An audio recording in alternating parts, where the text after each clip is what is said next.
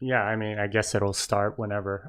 But yeah, howdy guys, Jimmy Song here. Welcome to another episode of White Paper Wednesday. This is a show where I go through and talk about the various white papers that have come through over the years. I'll look through BIPs and whatever. Today we're going to go through a really cool paper by Adam Back himself, Hashcash, a denial of service countermeasure. So, excellent paper. It's hosted on NakamotoInstitute.org. You can go to look at it in the show notes and so on. But yeah, let's get right to it because it is a long paper, and this is probably going to be just part one of many. So let's take a look. Hashcash, a denial of service countermeasure by Adam Back. Email Adam, 1st of August 2002.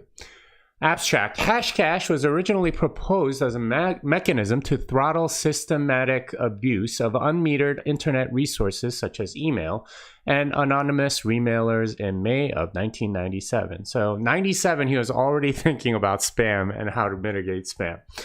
5 years on, this paper captures in one place the various applications, improvements suggested, and related subsequent publications, and describes initial experience from experiments using Hashcash. The Hashcash CPU cost function computes a token which can be used as a proof of work. Interactive and non-interactive variants of cost functions can be constructed, which can be used in situations where the server can issue a challenge, connection-oriented interactive protocol, and where it cannot, where the communication is store and forward or packet-oriented, respectively. Keywords, Hashcash, cost functions. So what Adam Back is doing here is he's going to describe the applications of Hashcash or proof of work in general. It's using CPU power as a way to prove that you actually worked somehow, that that email, that it wasn't just an email, that it requires some CPU resources and so on. 1. Introduction. Hashcash was originally proposed as a mechanism to throttle systematic abuse of unmetered internet resources such as email and anonymous remailers in May 1997. 5 years on, I think this is almost exactly word for word what's up in here. So let's go from here. At the time of publication of 1, the author was not aware of the prior work by Dwork and Naor, who proposed a CPU pricing function for the application of combating junk email. Subsequently, applications for cost functions have been further discussed by Jules and Brainard in 3. Jacobson and Jules propose a dual purpose for the work spent in a cost function to, in addition, perform an otherwise useful computation in 4. All right, so 2, cost functions. A cost function should be efficiently verifiable but parametrically expensive to compute. We use the following notation to describe a cost function. In the context of cost functions, we use client to refer to the user who must compute a token, denoted capital T, using a cost function, mint, which is used to create tokens to participate in a protocol with a server. We use the term mint for the cost function because of the analogy between creating cost tokens and minting physical money. The server will check the value of the token using an evaluation function, value, and only proceed with the protocol if the token has the required value. The functions are parameterized by the amount of work W that the user will have to expend on average to mint the token. So this is a sort of mathematical notation here, but the idea is when you create a proof of work, it's called minting, and when you're checking the proof of work, it's called value. The interactive cost functions, the server challenge, with interactive cost functions, the server issues a challenge C to the client. The server uses the chow function to compute the challenge. The challenge function is also parameterized by the work factor. So here's the amount of work I need in order to do something.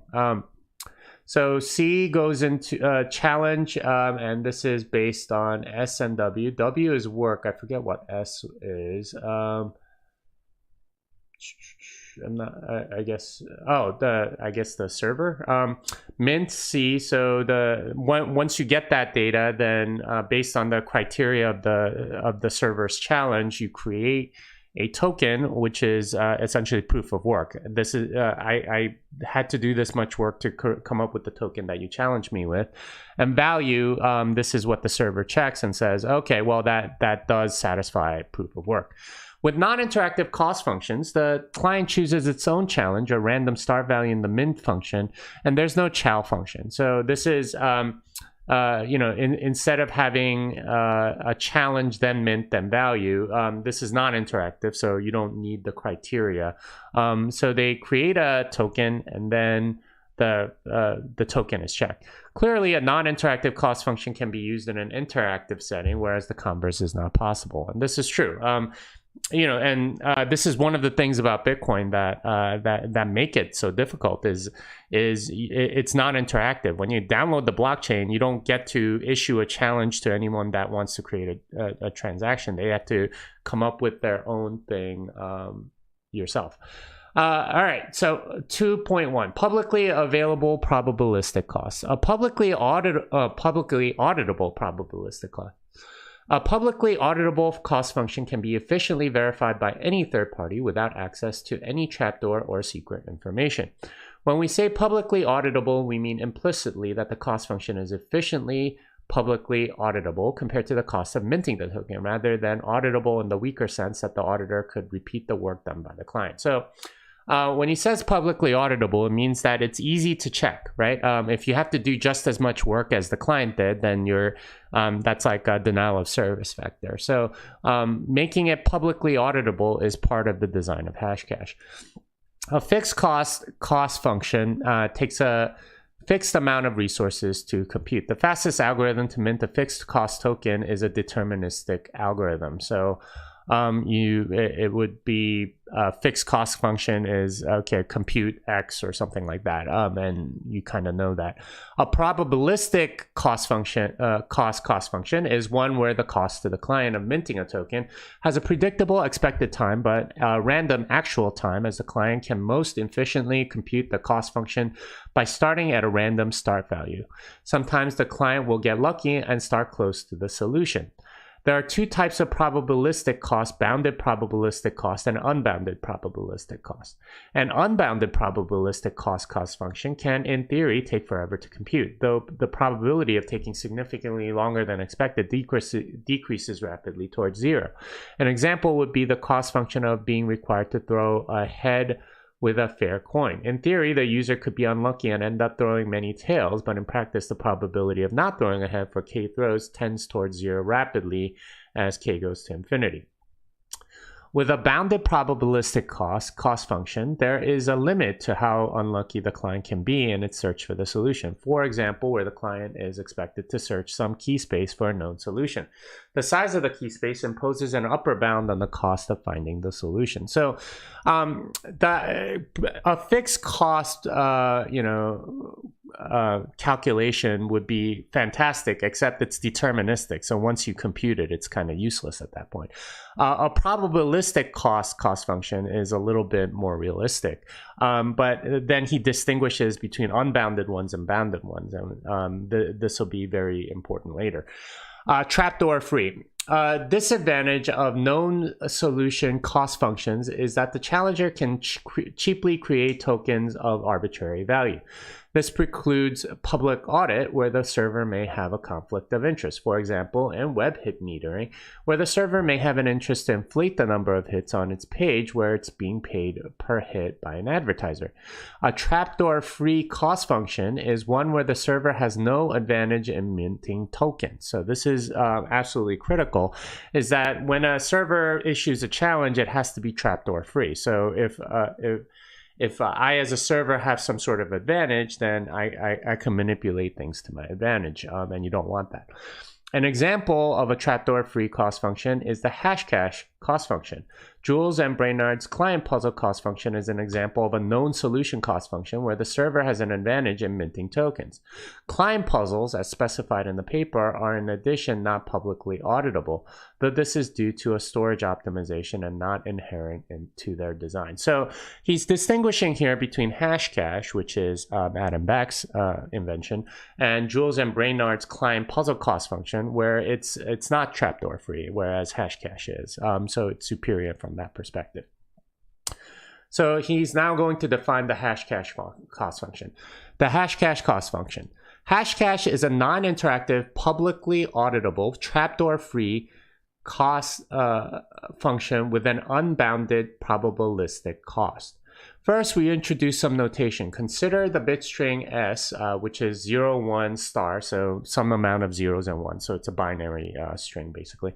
We define S sub I to mean the bit at offset I, where S sub 1 is the leftmost bit and S sub S is the rightmost bit.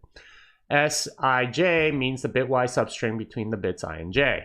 Sij equals Si combined with S all the way up to Sj. So S equals S1 through S. So this is just notation, basically. And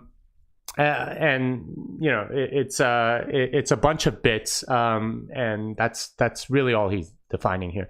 We define a binary infix comparison operator, left equals B, where B is the length of the common left string from the two strings. So X, so if you're looking at the first 0 bits, then X1 is not equal to, like, if you're looking at the first 0 bits, then then, you know, they don't even have to be equal at all, and it'll still be equal in this left equals notation.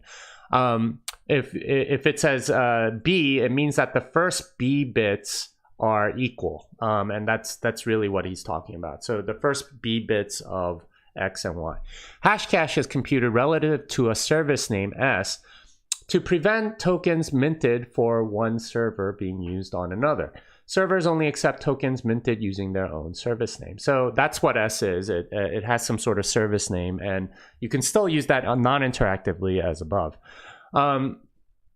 The service name can be any bit string which is unique, which uniquely identifies the service, host name, email address, etc.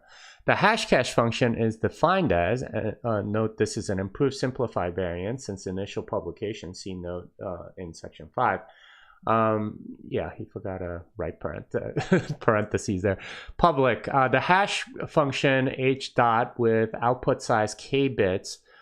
So mint is find an X, which is a bunch of zeros and ones, where the left W bits are zeros, return S and X. Okay.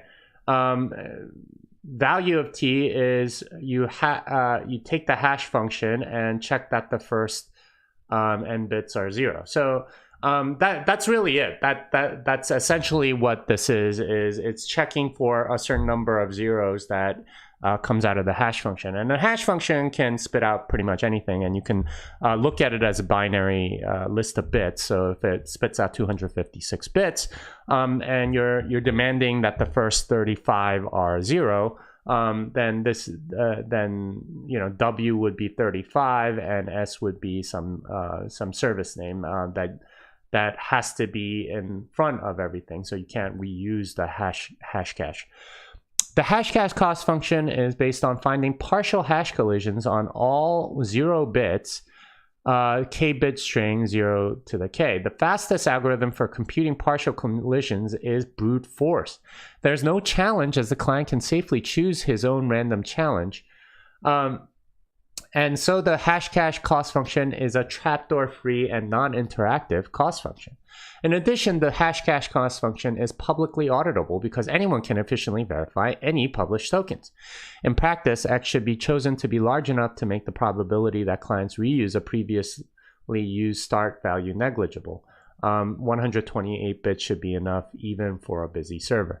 The server needs to keep a double spending database of spend tokens to detect and reject attempts to spend the same token again. To prevent the database growing indefinitely, the service string can include the time at which it was minted. This allows the servers to discard entries from the spent database after they have expired.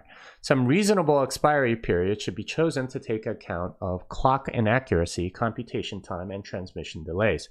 Hashcash was originally proposed as a countermeasure against email spam and against systematic abuse of anonymous remailers. It is necessary to use non-interactive cost functions for these scenarios, as there is no channel for the server to send the challenge over. However, one advantage of interactive cost functions is that it is possible to prevent pre-computation attacks. For example, if there's a cost associated with sending email, this may be sufficient to limit the scale of email abuse perpetrated by spammers. However, for a pure DOS denial of service motivated attack, a determined adversary may spend a year pre-computing tokens to all be valid on the same day, and on that day be able to temporarily overload the system. It would be possible to reduce the scope for such pre-computation attacks by using a slowly changing beacon, unpredictable broadcast authenticated value changing over time, such as, say, this week's winning lottery numbers. In this event, the current beacon value is included in the start string, limited pre-computation attacks to being conducted within the time period between beacon value changes. So what he's describing is Hashcash and how it's non-interactive, right? Like you don't need to issue a challenge. You can just compute it. And what he's saying is that there could be a pre-computation attack, except because of the high cost of the actual function of doing proof of work, you can't, spammers aren't going to use it. But a determined adversary that wants to denial of service somebody can still do a bunch of computations over an entire year and then just send them all at once to denial of service something. So to limit that, he's saying there could be some sort of a beacon, something that changes slowly, maybe on a weekly basis or something like that, say like the headline for the Times newspaper or something like that, as a way to make that work. Interactive Hashcash. With the interactive form of Hashcash, the use in interactive settings such as TCP, TLS, SSH, IPsec, etc., connection establishment, a challenge is chosen by the server. The aim of interactive Hashcash is to defend server resources from premature depletion and provide graceful degradation of service with fair allocation across users in the face of a denial of service attack, where one user attempts to deny service to other users by consuming as many server resources as he can. In the case of security protocols such as TLS, SSH, and IPsec with computationally expensive connection establishment phases involving public key crypto, the server resource being defended is the server's available CPU time. The interactive Hashcash cost function is defined as follows. So challenge with some sort of server string and some number of bits that's demanded. And then you get you create the challenge, you send the challenge, and then the client has to go find something that will satisfy this challenge and then return the token, give the token to the server. The server verifies that this meets proof of work, and then you proceed with the connection. All right, dynamic throttling. With interactive Hashcash, it becomes possible to dynamically adjust the work factor required for the client based on server CPU load. The approach also admits the possibility that interactive Hashcash challenge response would only be used during periods of high load. This makes it possible to phase in denial of service resistant protocols without breaking backwards compatibility with old client software. Under periods of high load, non-Hashcash aware clients would be unable to connect or would be placed in limited connection pool subject to older, less effective denial of service countermeasures such as random connection dropping. So this is a way to throttle denial of service attacks by demanding some sort of Hashcash. And he's saying it could even be backwards compatible by having a smaller pool for people that are connecting the old way, but for anyone that's using Hashcash, then you can do that. And I'm actually kind of surprised that no one's actually done this. Cloudflare and these other services, essentially what they make you do is click I am not a robot or like do some human based thing. But if you just do something like Hashcash, then you can expend some CPU resources to access a web page, and that way then you have a pool that as part of the HTTP protocol you can make it so that only those that have Hashcash could do it, and that's actually like a really good business idea. I'm surprised no one has done it. All right. Hashcash cookies. The connection slot depletion attacks, such as the SYN flood attacks, the straightforward TCP connection slot depletion, the server resource that is being consumed is space available to the TCP stack to store per connection state. In this scenario, it may be desirable to avoid keeping per connection state until the client has computed a token with the interactive hashcash cost function.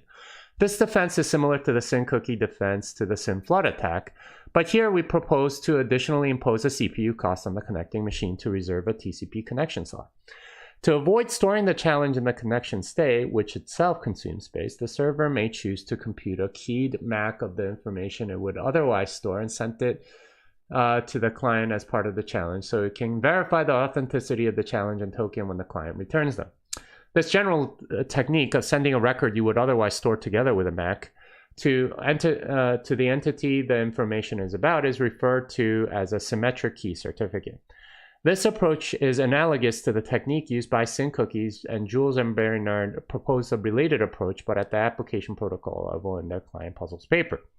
For example, with MAC function M keyed by server key K, the challenge MAC could be computed as MAC function M. So MAC is message authentication code. It's a way to verify that the message came in completely and random parts weren't deleted or something like that, or added.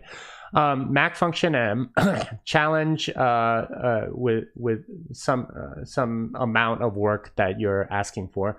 Choose C, and then you compute this crazy list of things, and then you return all of them as part of the challenge. So this is the challenge that the server gives based on a MAC. The client must send the MAC M and the challenge C and the challenge parameters P with the response token so that the server can verify the challenge and the response. The server should also include in the MAC the connection parameters at minimum enough to identify the connection slot and some time measurement or increasing counter T so that the old challenge responses cannot be collected and reused after the connection slots are free. The challenge and MAC would be sent in the TCP SYN ACK response message, and the client would include the interactive hashcash token challenge response in the TCP ACK message. As with SYN cookies, the server would not need to keep any state per connection prior to receiving the TCP ACK. For backwards compatibility with SYN cookie-aware TCP stacks, a hashcash cookie-aware TCP stack would only turn on hashcash cookies when it detected it was subject to a TCP connection depletion attack. Similar arguments as given by Dan Bernstein in 5 can be used to show that backwards compatibility is retained.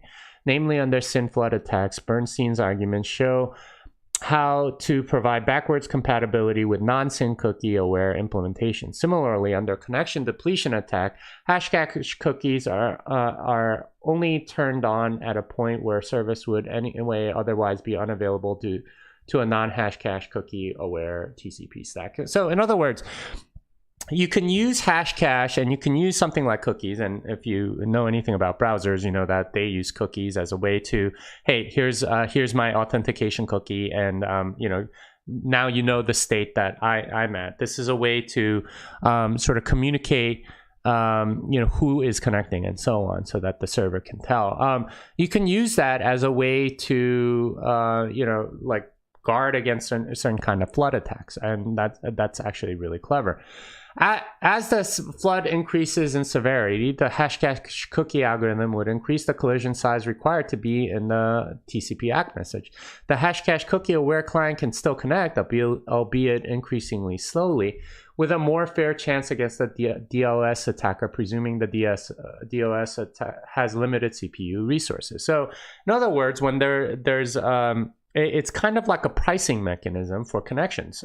So if you're willing to spend some CPU time, then you can connect easily. It's basically imposing a cost on the person that's connecting. The denial of service attacker will effectively be pitting his CPU against all the other hashcash cookie-aware clients also trying to connect. Without the hashcash cookie defense, the denial of servicer can flood the server with connection establishments and can more easily tie up all its slots by completing n connections per idle connection timeout where n is the size of the connection table, or pinging the connection once per idle connection timeout to convince the server they are alive. So instead of just sort of taking up all these slots without costing anything, which is the problem with these denial of service attacks, now they have to complete some sort of a proof of work or using hashcash, and that's a cost that if you're a single user that's connecting, that you're probably willing to pay. But as somebody that's a denial of service, executing a denial of service attack, you're probably not going to want to pay because you have so many connections. Connections will be handed out to users collectively in rough proportion to their CPU resources. And so fairness is CPU resource based, presuming each user is trying to open as many connections as he can. So the result will be biased in favor of clients with fast processors, as they can compute more interactive Hashcash challenge response tokens per second. All right, so I think I'll stop here and do the rest next time. But essentially what we have is this ability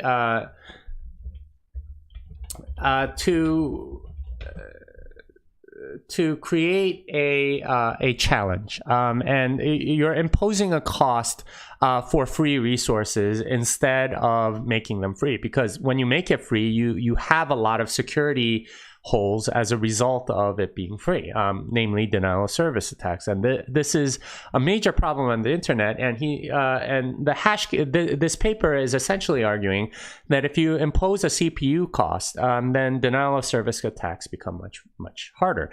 And it's interesting how there's a lot of sort of analogies with money that he's clearly making in this paper, like calling it mint and value and things like that, because that's essentially what it is. And in a sense, Bitcoin is a better Hashcash, because instead of imposing sort of like arbitrary CPU time, which differs on from computer to computer and algorithm to algorithm, we have something like Bitcoin with something like the Lightning Network. It's a lot lot more solid as value, instead of something that's a little more uncertain like CPU time.